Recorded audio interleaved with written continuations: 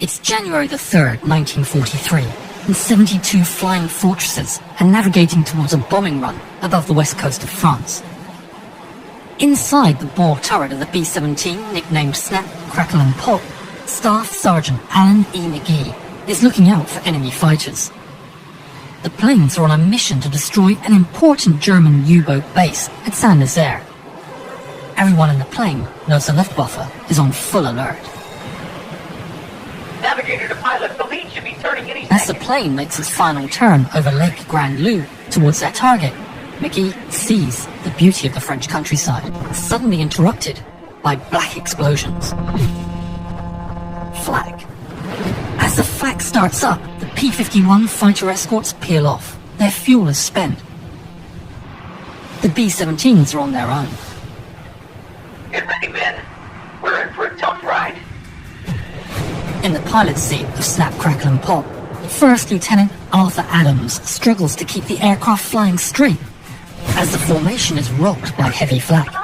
We're fine. This Saint-Nazaire is nicknamed Flak City by the pilots, and these huge eruptions that seem to be exactly at the correct altitude damn flak. are a horrifying sight. It seems impossible to make it through this while flying straight and level for a long bombing run. Then, through the explosions of flak, Adams notices something else to the left. Something that shouldn't be there with all this flak. Control, 8 o'clock. Are those enemies? Confirmed. Let's load up. Boys, you see that? Better get ready. The official mission report stated, The enemy fighter operations were performed with great skill and determination. enemy fighter units flying Focke-Wulfs in strings of 4 to 6 flew parallel to the lead group until reaching a point at least a mile ahead of our flight. They then turned into the flight, climbing slightly on the turn and diving slightly as they completed the turn, so as to bring them below the field of fire of the top turret gun. Approaching from about 11 o'clock, they swung toward the lead airplane, then cut slightly back on the wing airplane on 3 position. Our nose gunners fired ineffectively as the Focke-Wulf closed. The Focke-Wulf came very close indeed before opening fire and then quarter rolled away to avoid collision. They appeared to pass within 50 to 100 feet of our wingtips in attacking the number 3 airplane. They came in rapid succession so that it was difficult to bring them successively under fire. The Focke-Wulf ignored the AA fire, which was bursting all around our formation. The closing speed is incredible, and it seems no sooner they spotted that they're past the Snap, Crackle and Pop, scattering as they pass. One goes inverted underneath the plane, and Alan McGee is ready in his ball turret. He lets loose as his guns blast from each side of the turret, as it sways to the left following the FW-190 that's passing way too close to him. He sees bright flashes of tracers, almost blinding him from his 2 50mm caliber machine guns.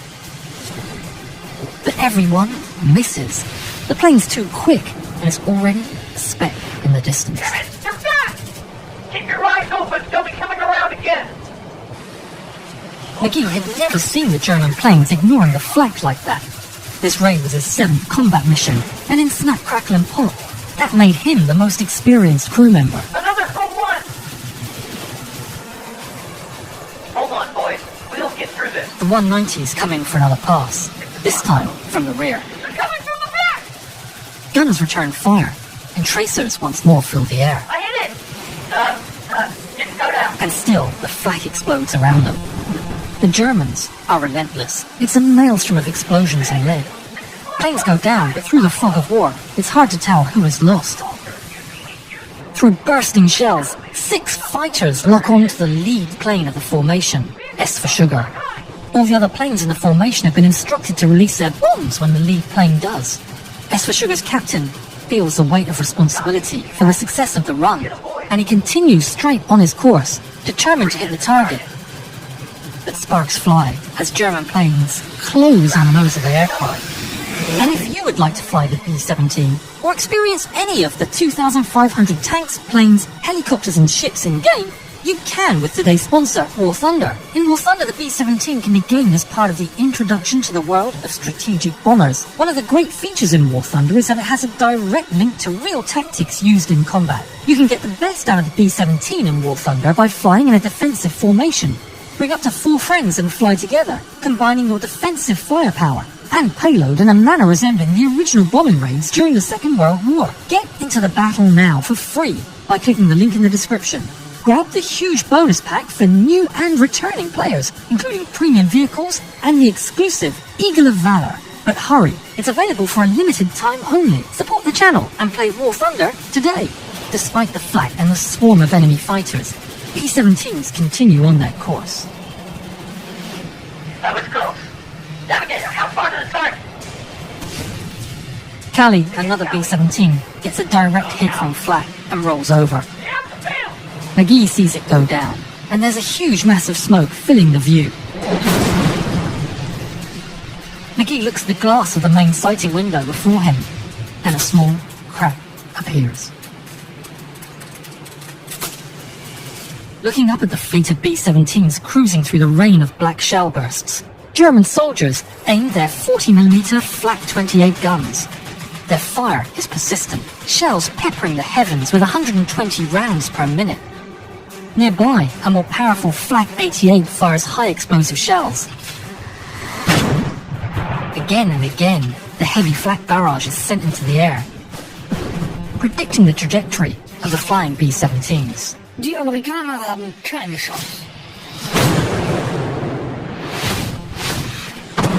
Back inside the Snap, Crackle and Pop, McGee thinks they've nearly made it to the drop zone, but it's not soon enough. An explosion hits.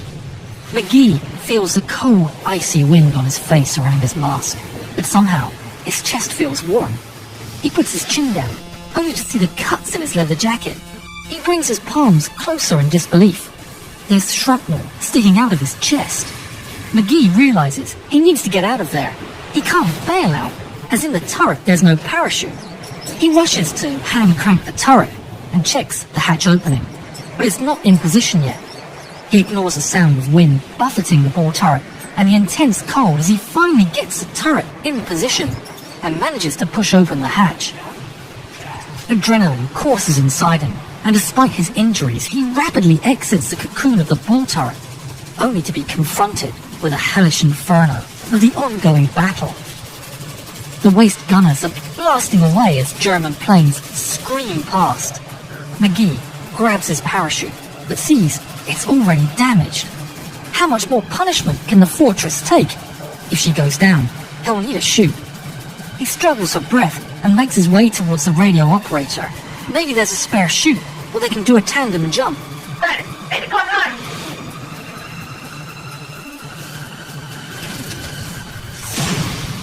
Another blast strikes near Snap, Crackle and Pop. It's a big one. The aircraft shudders and groans like a wounded beast as sparks fly and the men are thrown to the floor. There's now a massive hole in the middle of the aircraft. Fighting the wind, McGee climbs to the window near the radio operator's position and looks up. What he sees turns his blood cold. A German fighter coming right at them. The FW-190 lets loose with everything it has.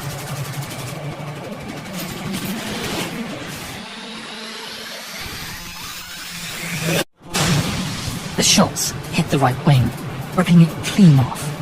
It's over. The plane lurches and spins, and McGee feels himself pass out.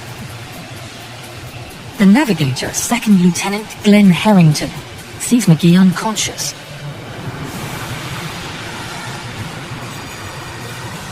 He grabs his collar and tries to wake him.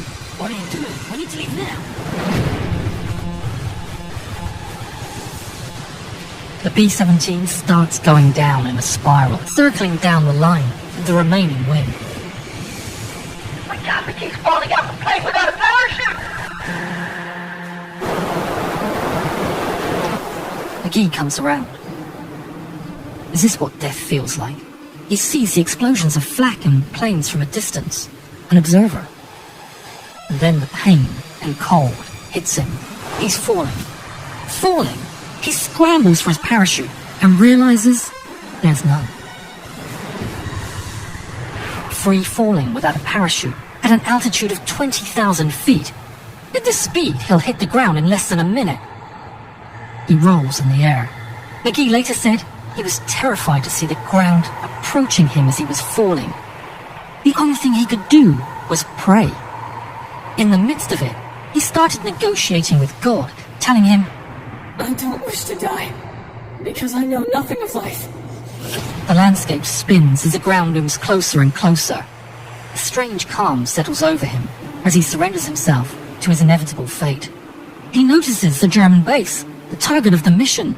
Now, just like a bomb released from the aircraft, he's struck by the irony of the fact that he's going to hit it. He sees the coast, and the trees below him are now becoming bigger. He rolls onto his back and closes his eyes.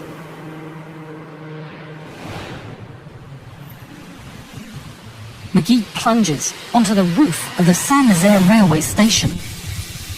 The skylight smashes into a million pieces, and his limp form finally comes to rest on steel girders above the railway track. German guards rush to the scene. Hat das Ende bekommen, das verdient. Ich stimme dir zu, Hans, aber wir müssen ihn runterholen. The guards climb the girders and remove the body. Then a cry goes up. Holen Sie einen Arzt! Mein Gott, ihr lebt! McGee wakes to find white sheets surrounding him. At first glance, Alan McGee thinks this must be the afterlife. Then, he notices a German doctor standing near his feet. We didn't think you would make it. He explains to McGee that he was severely injured after falling to earth at Saint-Nazaire station.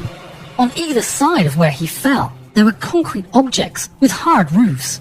The central part of the station was covered with a glass roof with steep sides positioned in the shape of an inverted V.